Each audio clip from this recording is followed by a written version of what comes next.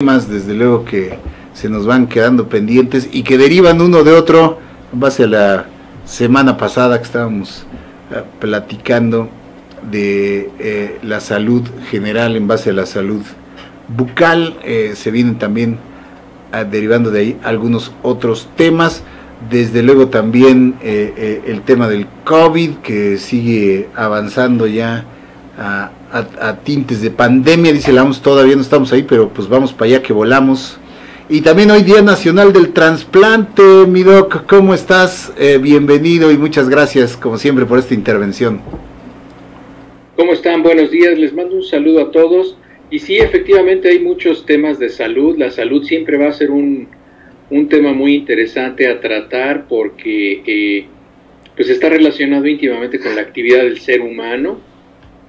Y pues se van presentando fenómenos, y también uno de los fenómenos más interesantes es cómo responden las estructuras de salud pública a los problemas de salud que se van presentando, ¿no? Y tú mencionabas lo de la Organización Mundial de la Salud, que desafortunadamente a veces filtra la información a través de algún tipo de balance político, económico, y no siempre es presentar la información de manera directa, sino primero se tiene que encontrar un balance entre presentar la información o no presentarla.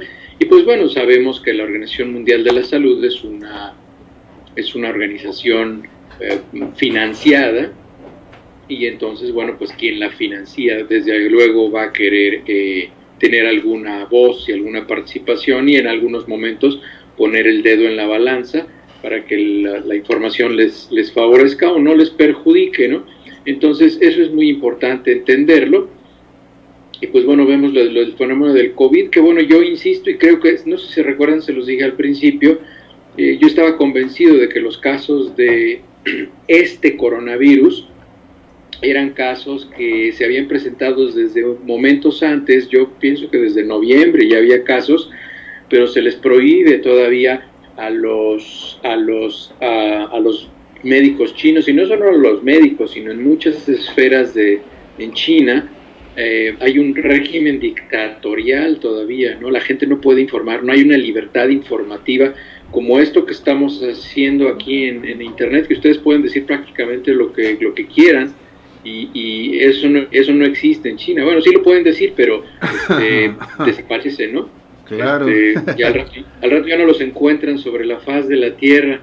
Entonces, desafortunadamente así es, y eso, bueno, pues eso no escapa a las noticias de salud. Ya vieron el médico que diagnosticó los primeros casos, y que notificó, lo hicieron firmar un documento para que se desdijera, y pues bueno, después ya resultó que se había muerto de coronavirus, ¿no? Entonces, pues médico hizo esta declaración la primera o la segunda semana de diciembre, después de haber visto una gran cantidad de casos, una cantidad significativa para su hospital, que habían visto entre él y otros colegas. Habían visto algunos casos que correspondían a un brote sospechoso, y pues bueno, supongo que pues esto no lo observaron en 2 o 3 días, ¿no? Entonces yo supongo que esto ya venía de antes, y es por eso probablemente vemos que esa concentración de casos tan importante en China es porque se dejó crecer el problema, no se identificó el problema desde el primer momento. Y también vamos a ver fenómenos en los cuales las estructuras de salud pública no son tan sólidas ni tan robustas como lo son en México, porque ya ha habido casos de epidemias en México. Y les repito y les reitero, las estructuras de salud pública en México trascienden cualquier tipo de gobierno, y esto hace que sean estructuras muy sólidas y muy robustas. Vean el caso de Italia. En Italia llegaron dos o tres personas provenientes de China, llegaron a Italia, y en menos de 2 semanas pasaron de tener 2 o 3 casos y ya tienen más de 300, y ya incluso cerraron la entrada de algunas personas, han cancelado el Festival de Venecia, se canceló, cerraron la Scala de Milán, ya no hay conciertos en la Scala de Milán. Entonces está alcanzando proporciones muy grandes porque las estructuras de salud pública no son tan robustas como las estructuras que tiene como tienen otros países, ¿no? Entonces, esto es información de actualidad que se va renovando día con día, y pues hay que irla viendo, y lo importante es que, bueno, se tiene preparación. Tengo entendido, no las he visto, no las he escuchado y no las he leído, pero tengo entendido que la Secretaría de Salud en México está teniendo una conferencia diaria a las 8:30 de la noche, informando de cómo se va viendo, cómo se va acercando los potenciales casos de coronavirus a México. Y esto pues es algo que muy pocos países tienen, no tienen un mecanismo de información tan transparente. Veo que aquí me dicen que ¿qué opino de que esté exigiendo Estados Unidos información a China? Pues en realidad a mí me parece que es lo que le corresponde no solamente a Estados Unidos, sino a todos los países. Si existe un riesgo de pandemia, pues que se dé la información de qué es lo que se está haciendo, porque si no se da información confiable, se abre la ventana a la especulación, y la especulación en salud pública es muy peligrosa, porque esto genera desinformación, pánico, y abre la ventana de oportunidad para gente que incluso se puede aprovechar. Entonces, por ejemplo, les decía, los cubrebocas que son útiles para las personas que quieren protegerse contra algún tipo de contagio, tienen que ser unos cubrebocas que reúnen ciertas características técnicas.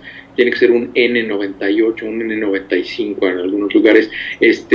Entonces, estos cubrebocas, pues normalmente un cubrebocas de esos te cuesta 20 centavos de dólar, o sea, te cuesta, no sé, un peso, 5 pesos te cuestan, y ahora están vendiendo en la costa este de los Estados Unidos cada cubreboca en 20 o 30 dólares.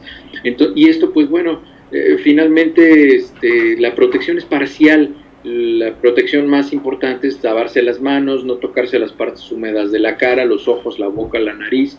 Esto es lo que más protege. Entonces, se necesita que haya información para que se cierren esas ventanas de oportunidad. Entonces, China no ha sido una nación que se ha caracterizado por ser muy transparente en su información. Todos los gobiernos filtran la información, pero más en China, y ahora lo están lamentando porque el impacto económico que está teniendo en China es impresionante, y la recuperación va a llevarles algún tiempo. Y les repito, no muchos países están haciendo lo que hace México. Ya creo que ya tienen como 2 o 3 semanas que la Secretaría de Salud diario informa. Y ayer aquí, no sé si lo vieron en las noticias, no sé si ya lo comentaste, Jorge, ayer aquí el presidente Donald Trump nombró al vicepresidente Mike Pence para que encabece los esfuerzos de información respecto a lo que se va colectando acerca del virus. El que no sea una autoridad de salud nos dice mucho, porque esto tiene una parte política. Entonces, pero bueno, al menos ya se generó una estructura. Yo no he oído de muchos países que tengan conferencias cotidianas para informar respecto al avance del coronavirus. Entonces, así es como va avanzando. Hablando de los trasplantes que tú decías, bueno, pues hay que seguir con la cultura de trasplante, hay que invitar a la gente que donen sus órganos, y esto es una cuestión cultural que cuesta mucho trabajo en culturas católicas, como la que hay en México. En México todavía hay una cultura católica. Fíjense que estoy diciendo una cultura católica, no estoy diciendo una religión católica, porque la religión católica ha ido perdiendo muchos adeptos por múltiples razones que no son pertinentes para esta plática, pero el número de fieles católicos ha disminuido de manera muy significativa, pero la cultura católica persiste, esa cultura inherente al comportamiento que se le exige a alguien que practica la religión católica, sigue muy en la cultura mexicana, y esto significa que la gente tiene la creencia religiosa de que cuando vengan los otros tiempos y todo esto,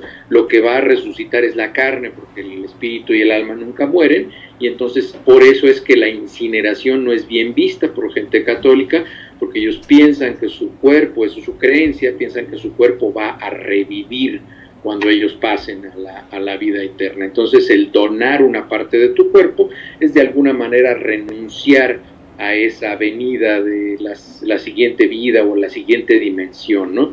Entonces eso es un rasgo muy católico que aún tiene la cultura mexicana, y es por eso que se atora mucho culturalmente el invitar a la población a que done sus órganos. Es una cuestión cultural muy, muy arraigada.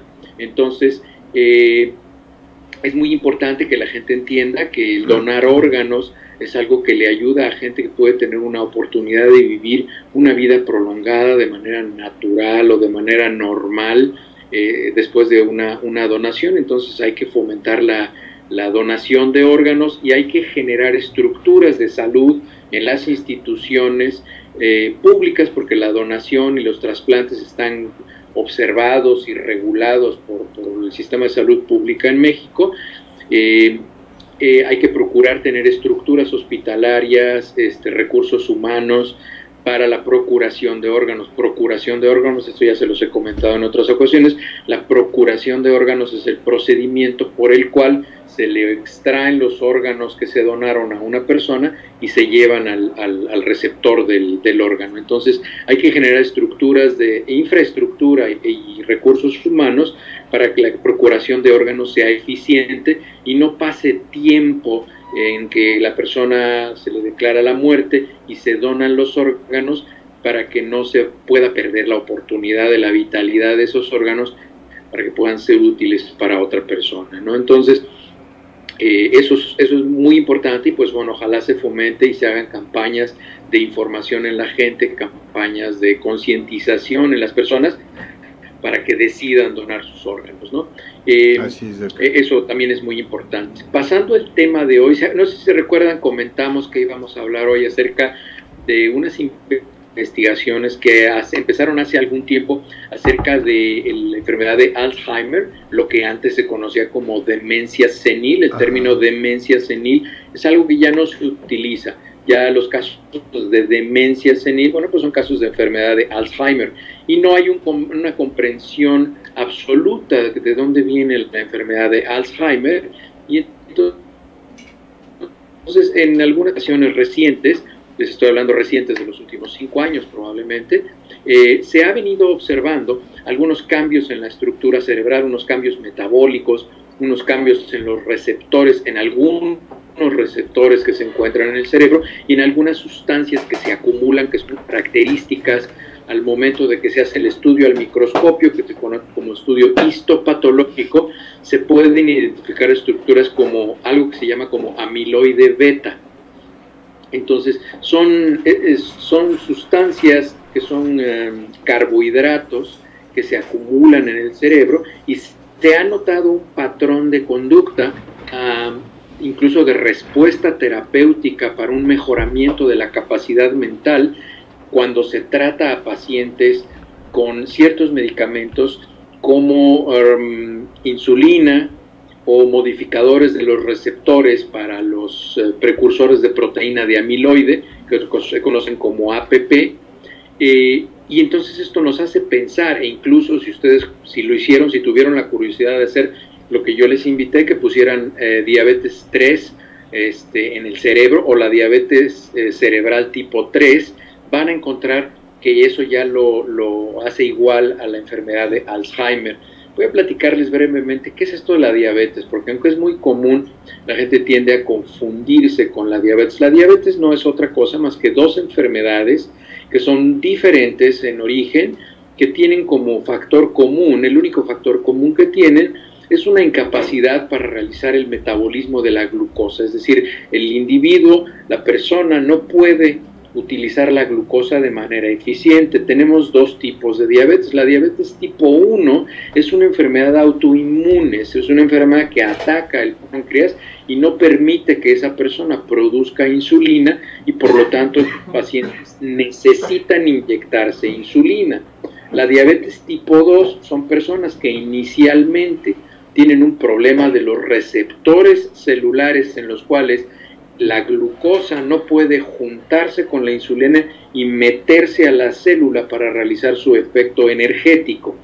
Entonces, son 2 enfermedades diferentes.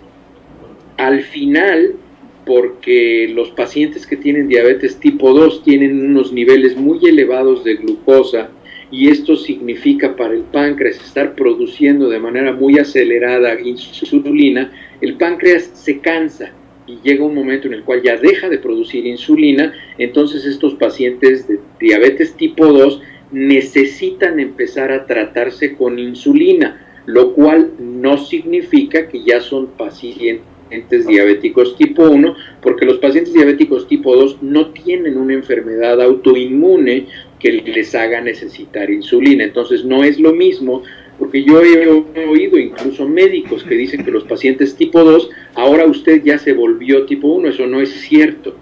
Ahora ya usted necesita insulina, pero eso no significa que su enfermedad se haya transformado. La enfermedad es diferente, el sustento de enfermedad es completamente diferente. Y ahora tenemos esta otra variable, que es la enfermedad de Alzheimer, que no se entiende del todo cómo es que empieza a suceder, pero lo más importante es que cuando se hace una prueba terapéutica en medicina significa que nosotros pensamos que una enfermedad la tiene un paciente, no tenemos manera de comprobarlo, ni por datos clínicos, ni por laboratorio, ni por pruebas de imagen, ni siquiera por pruebas de patología, es decir, tomando una muestra y haciendo estudios, incluso lo que se llama inmunohistoquímica, es decir, ver cómo tiene la respuesta inmunológica los tejidos de esa persona.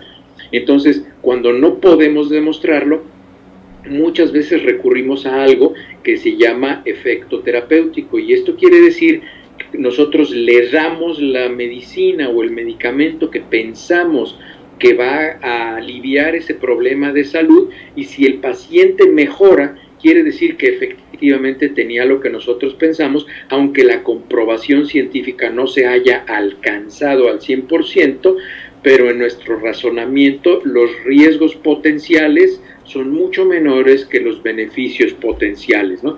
Entonces, es muy importante entender que, bueno, estos pacientes que ahora tienen esto que se conoce como diabetes tipo 3 o enfermedad de Alzheimer, es porque en la enfermedad de Alzheimer encontramos que los pacientes tienen características de histopatología, es decir, lo que vemos al microscopio a nivel molecular y en anormalidades bioquímicas muy similares a los cambios que se presentan en la diabetes. En la diabetes tipo 2 principalmente, porque no es una enfermedad autoinmune.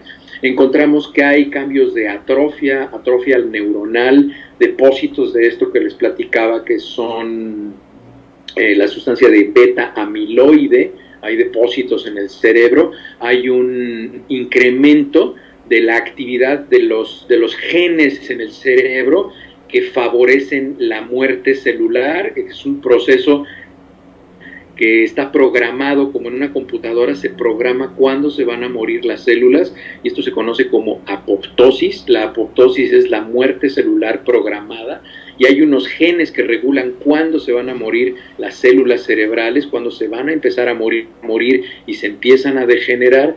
Y estos pacientes con enfermedad de Alzheimer, cuando tienen desencadenado este mecanismo de incremento del beta amiloide, tienen también una activación excesiva de los genes que controlan la muerte neuronal en el cerebro de estos pacientes, ¿no?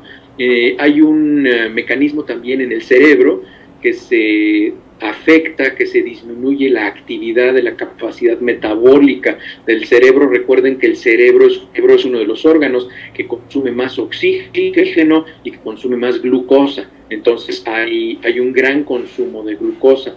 Además, la producción de la transmisión de electrónica para producir oxígeno es una función en el cerebro que producen estos órganos que se llaman las mitocondrias. Las mitocondrias empiezan a tener alteraciones de su función también. Se empieza a incrementar algo que se llama, esto que incluso la nutrióloga ya les ha comentado en algunas ocasiones, los radicales libres y la oxidación y el estrés oxidativo y todas estas cosas. Bueno, se incrementan también el estrés oxidativo en el cerebro, y este estrés oxidativo, acuérdense que es algo que está relacionado con un daño al DNA. Entonces, todos estos tipos de cambios se van presentando en el cerebro, y van causando una degeneración neuronal. Entonces, la diabetes tipo 2 se caracteriza porque causa un incremento del estrés oxidativo, hay resistencia a la insulina, hay una disminución de la capacidad cognitiva, y estos son efectos agregados que son muy similares a los que se presentan en la enfermedad de Alzheimer. Esto todavía está en la línea de investigación científica, pero parece ser que es probable que en el futuro el tratamiento de la enfermedad de Alzheimer tenga un tratamiento muy similar al que se tiene en la diabetes tipo 2, que es una enfermedad que se caracteriza por resistencia a la insulina. Entonces es muy probable que en el futuro esta enfermedad, que se conoce como enfermedad de Alzheimer, se vaya a conocer como la diabetes tipo 3 y se vaya a tratar de manera similar a lo que se trata, como se trata la enfermedad de diabetes tipo 2, que inicialmente se hace con medicamentos, o incluso se puede empezar a utilizar insulina. Entonces probablemente se vayan a utilizar bombas de insulina que inyecten insulina probablemente en el líquido cefalorraquídeo, así como se intentó en la enfermedad de Alzheimer, de Parkinson, poner centros que produjeran dopamina para que esto llegara al cerebro y se disminuyeran los movimientos que se presentaban en la enfermedad de Parkinson, que no fue algo que funcionó a la larga, no fue algo que dio buenos resultados, pero eso fue un estudio que el doctor Madrazo, que era un neurocirujano del Hospital de la Raza en México, presentó, e incluso personas como Mohamed Ali lo fueron a ver.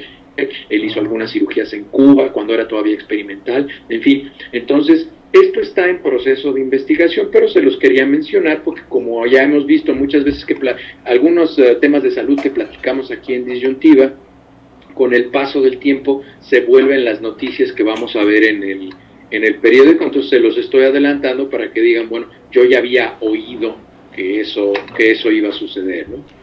Sí, maravilloso, doctor, nos mantiene siempre a la vanguardia en temas no solo de salud, digamos, en general, sino de las más recientes investigaciones, que esto pues me lleva a pensar, doctor, que estos tratamientos que dicen que estarían por aplicarse o ya se están aplicando de manera experimental, pues sirvan también a la postre como un tratamiento preventivo, ¿no? Para prevenir, retrasar este tipo de padecimientos o incluso revertirlos. ¿Crees que esto sea posible, Doc?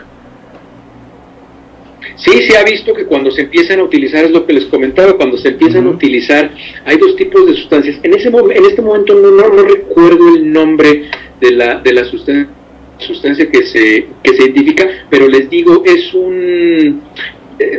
se llama agonista, a ver, voy a hacer un pequeño esfuerzo mental, es un agonista de los precursores para la proteína de amiloide, así se llama, es un agonista. Agonista significa que estimula los receptores de manera similar a lo que hace la sustancia original. Entonces ya se utiliza, y esto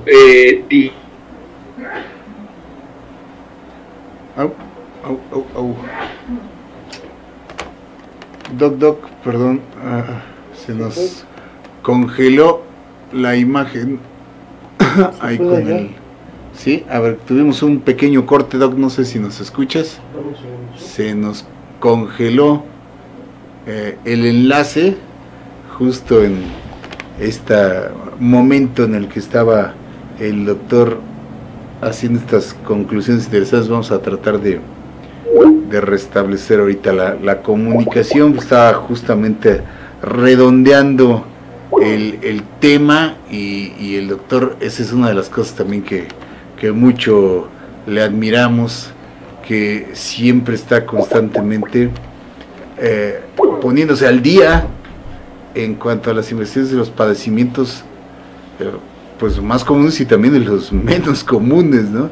Esa es siempre la característica de un doctor que sigue siendo un investigador y un estudioso, como el mismo doctor Frisby, está siempre adelantándose y poniéndose al día de los padecimientos más comunes, ¿no? Imagínense que en un momento determinado, gracias a estos avances, se pudiera ir revirtiendo o retrasando lo que conocíamos como la demencia senil o el Alzheimer, que va pues terminando con la vida de personas que padecen este tipo de situaciones, porque al final del día, como dices, al final de nuestro camino, cuando ya tenemos cierta edad, pues lo que nos queda son los recuerdos, ¿no? A ver, los viejitos pues van viviendo de los recuerdos, y si pierden eso, pues pierden gran parte de su esencia como personas. Si se pudiera esto revertir, combatir, sería maravilloso, ¿no? Por la calidad de vida justamente que estamos deseando todos, ¿no? Llegar, sí, no solo incrementar la expectativa de vida, sino la calidad de vida de esas personas, ¿no? Estamos tratando ya de hacer nuevamente reanudar el enlace para que nos ofrezca la conclusión el doctor de este interesantísimo tema que seguramente veremos más adelante, como dice el doc. Y así es, muchas de las cosas que aquí hemos venido tratando, después las escuchamos, y los conocimientos que aquí presumimos en base a esto, y los conceptos y los términos, pues son armas que vamos adquiriendo justamente de platicar y de estar en contacto con especialistas como el Doc Frisby en este caso. A ver, vamos a ver qué pasó, mi querido Dani. No hay conexión. No sé si fue aquí el tema o fue por allá la desconexión. Ya sea que, bueno, la tecnología, a pesar de que bueno, el doctor tiene allá un servicio de primera en cuanto a la conexión de internet, y nosotros también tenemos un servicio, la tecnología, a pesar de que, bueno, pues no falta, ¿no? No faltan las variaciones en la tecnología. Ahí está, ahí estamos, creo que ya reanudando la conexión. Nada más si eliminas tu sonido allá, mi doc, que se me está, ahí está, se me está retroalimentando. Ya tenemos la conexión reanudada. Gracias, querido doctor. A ver, ahora sí, te escuchamos, mi doc. Sí, ya nada más, no sé en qué nos quedamos, no sé hasta dónde nos quedamos, no sé en qué hasta dónde me escucharon. Ajá. Fue cuando estabas hablando de este ejercicio mental que hiciste para recordar el concepto medio complicado. Ahí fue donde se nos cortó, doc. Sí, no, les comentaba, me preguntabas si va a haber algún momento en el cual se va a poder prevenir o echar para atrás, y yo les decía que sí se va a poder, porque se están haciendo experimentos. Fíjense que se están haciendo experimentos que yo supongo que son en especies menores, deben estarse utilizando ratones o ratas, y se les inyectan sustancias, una sustancia que se llama streptozotocina, se les inyecta, y esto lo que hace es que causa una diabetes cerebral. Es decir, esto se les inyecta en el cerebro a los ratones, y lo que hace es que disminuye de manera muy importante su nivel de glucosa en el cerebro, y entonces vamos a empezar a entender que probablemente lo que tenemos que hacer es que tenemos que empezar a modificar la concentración de glucosa en el cerebro. Entonces, si les sube mucho los niveles de glucosa a la gente, esto puede empezar a causar alteraciones de deformaciones, y si se les inyecta esta sustancia del streptozotocina, que incrementa, no disminuye, incrementa los niveles de glucosa, esto causa un daño neuronal estructural. Entonces, es muy importante que entendamos cómo se está ocasionando esto de la enfermedad de Alzheimer, o la diabetes tipo 3 o la diabetes cerebral, y entonces de esa manera, bueno, se van a poder generar las estrategias o los medicamentos o los tratamientos invasivos, que con implantación de bombas de infusión o alguna de esas pequeñas que ya hay, como las que ya hay para insulina, que incluso el paciente, en vez de inyectarse debajo de la piel, inyecta su bombita, su tamborcito de insulina, y ya ahí tiene un detector electrónico que está midiendo, así como se medía la glucosa en la punta del dedo, hay un detector que está manteniendo una monitorización de la glucosa constante y está produciendo flujos de insulina de manera constante para mantener un rango menor de variación en los niveles de glucosa, ¿no? Entonces, esto va a ser un momento de investigación, y como les decía, el platicarles de esto, probablemente les estoy dando información compleja, pero lo que quiero es que ustedes, bueno, pues se sientan muy orgullosos de que aquí pues, estamos revisando la información de actualidad, y además de hablarles de lo que está sucediendo en este momento, pues probablemente estamos platicando de lo que va a suceder en el futuro en los avances médicos, y para que ustedes pues estén informados y sepan que ya alguna vez supieron, y busquen ahí en su biblioteca de disyuntiva y digan, ¿sabes qué? Sí, en el capítulo de tal día me acuerdo que hubo una cápsula de eso, y revisen esta información, puedan ponerle pausa y puedan leer algo más si es que les interesa, porque es valiosa la información y vamos aprendiendo poco a poco cuando platicamos de estos temas, ¿no? Así es, doctor, como siempre, cada consulta cátedra que nos das cada semana y que nos va siempre siendo útil ante las coyunturas, como ahorita en el tema del coronavirus y del COVID, siempre tener información, que es lo que más hace falta, doctor. En las redes sociales les platico algo acerca del coronavirus. Falsa, ¿no? Acuérdense que el coronavirus, la familia de coronavirus, es una familia muy grande. Los coronavirus son de los virus más frecuentemente relacionados con enfermedades respiratorias superiores. Los coronavirus han sido durante mucho tiempo virus que se presentan, los coronavirus, los enterovirus, todos estos virus están relacionados, los rinovirus, están relacionados con enfermedades de vías aéreas superiores. Solo es un tipo de coronavirus el que causa esto, y esto se los comento porque aquí en la clínica les hacemos con un cotonete, les tomamos una muestra de la nariz a todos los pacientes que vienen con una enfermedad de vías aéreas superiores, y hace poco me reportaron un caso positivo de coronavirus NH o NKH1, una cosa así, que es un virus, es un coronavirus muy frecuentemente visto en enfermedades de vías aéreas superiores que se autolimitan de 7 a 10 días y no hay nada más que hacer. El coronavirus COVID, por eso se les pone nombre a los coronavirus, sí, porque dentro de una gran familia hay diferentes, y este solamente es un coronavirus de una gran familia, pero los coronavirus son virus estacionales que se presentan en diferentes épocas del año, así como la influenza es una enfermedad que se presenta en una temporada y nos llama mucho la atención cuando se empiezan a presentar antes o cuando se siguen presentando después, y esto está íntimamente relacionado con la labilidad, es decir, la capacidad de que se destruyan los virus con la temperatura ambiental, con la humedad, con la falta de humedad, en fin, hay factores ambientales, porque acuérdense que los virus no pueden vivir por tiempo prolongado afuera de una célula. Virus son organismos intracelulares obligados, se tienen que meter a una... No se meten y están en una superficie, en un picaporte, en las manos, y no pasan a una mucosa húmeda y no se pueden meter a una célula, entonces los virus mueren.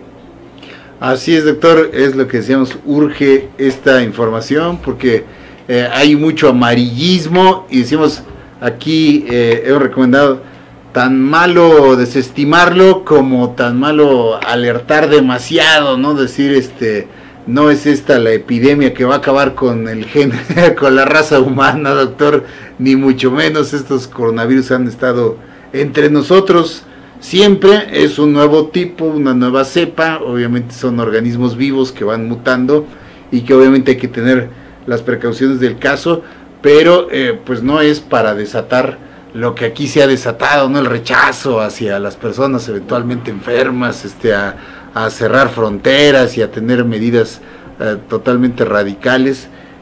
Bueno, no, tampoco hay que tener las precauciones del caso y enfrentarlo pues como se tiene que hacer, cada quien en lo individual, además de lo que las autoridades están haciendo para atender el problema, ¿no, doctor? Ay, mamá, se me volvió a cortar justo. Sí, empezó a avisar el internet que se iba a cortar. Tenemos hoy este problema de conexión, pero sí, un muy buen apunte nos hace el doctor con respecto a este coronavirus. ¿Qué pasó, Daniel? Y a la situación. Ahí estamos ya, doctor, otra vez se nos volvió a cortar. Perfecto. Sí, decíamos, tan malo desestimarlo como alarmarse demasiado por esta situación, ¿no, doctor? Claro. Entonces les comentaba, acuérdense que los coronavirus son virus que se presentan estacionalmente. Aquí me ponía Quetzal y entonces el Trump tenía razón. De alguna manera sí, Donald Trump no habla, habla a veces de manera poco razonada, ilustrada, pero la mayoría de la información que maneja Donald Trump es información que le han pasado. Claro. Él la presenta de una manera muy televisiva, pero claro, es información confiable, y es cierto lo que dice. O sea, no es porque se vayan a acabar por decreto los virus, sino que la conducta habitual de los virus ha sido que cuando empieza la temporada de calor se modifica, y entonces empezamos a tener virus más bien relacionados con intoxicación alimentaria y con descomposición de alimentos, y empiezan a haber más cuadros de diarreas y todo este tipo. O sea, se van cambiando las enfermedades dependiendo del clima, de la latitud, es muy probable. Una de las preocupaciones cada vez que hay una nueva cepa de un nuevo virus, como este nuevo virus que acaba de surgir, que se transmitió de animales a personas,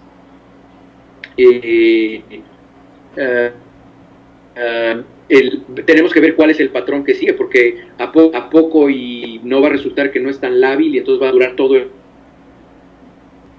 año. Agárrense la brocha porque les voy a quitar la escalera, porque entonces ahí sí dura mucho más tiempo y se va modificando. Veo que aquí Francisco Hurtado nos hace la pregunta, doctor, ¿qué posibilidades existen de que este coronavirus haya sido creado y liberado por accidente o deliberadamente?